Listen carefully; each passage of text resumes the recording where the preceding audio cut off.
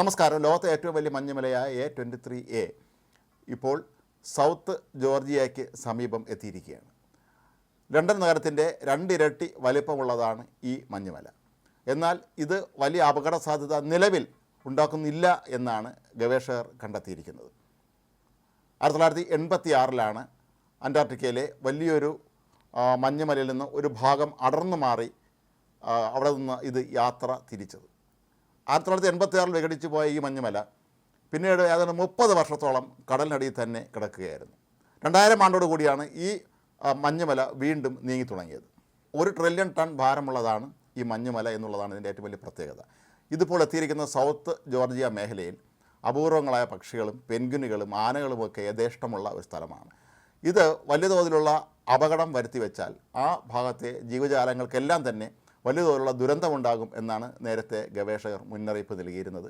നിലവിൽ ഈ മഞ്ഞുമല അത്രത്തോളം അപകടകാരി അല്ല എന്നാണ് ബ്രിട്ടീഷ് അറ്റ്ലാന്റിക് സർവേ വിഭാഗത്തിലെ ഗവേഷകർ ഇപ്പോൾ കണക്കാക്കിയിരിക്കുന്നത്. അവർ കൃത്യമായി തന്നെ ഈ ഒരു മഞ്ഞുമലയുടെ ഗതിയും ഇതിൻ്റെ മറ്റു കാര്യങ്ങളും എല്ലാം തന്നെ വീക്ഷിക്കുന്നുണ്ടായിരുന്നു.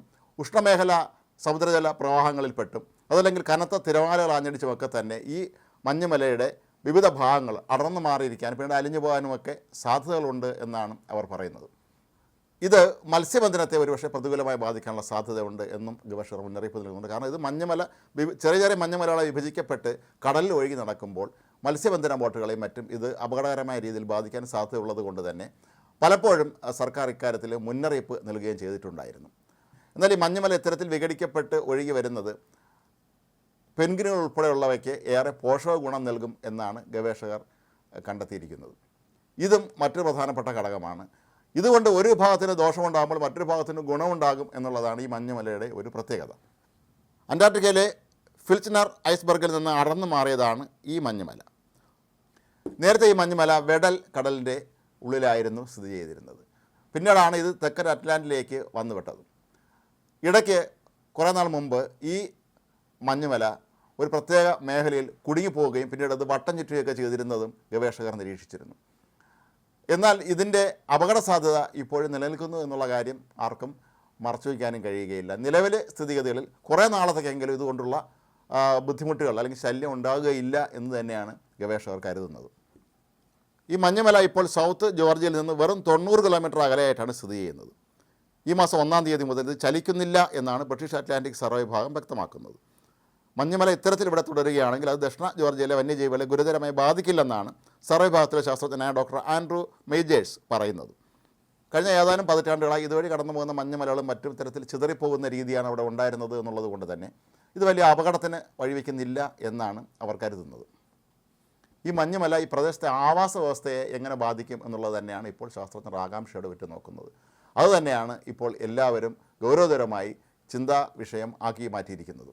എന്നാൽ ഉപഗ്രഹം വഴി ലഭിച്ച ഇതിൻ്റെ ചിത്രങ്ങൾ വെച്ച് പരിശോധിച്ച് നോക്കിയപ്പോൾ മനസ്സിലായ കാര്യം ഇതിൻ്റെ ഘടനയ്ക്ക് കാര്യമായ മാറ്റമൊന്നും സംഭവിച്ചിട്ടില്ല എന്നാണ്. അതായത് ഒരുപാട് ഉരുകി പോവുകയോ ഇടിഞ്ഞു പോകുകയോ എന്ന് തന്നെ ചെയ്തിട്ടില്ല. ഇപ്പോഴും അതേപടി തന്നെ നിലനിൽക്കുന്നു എന്നുള്ളതാണ്.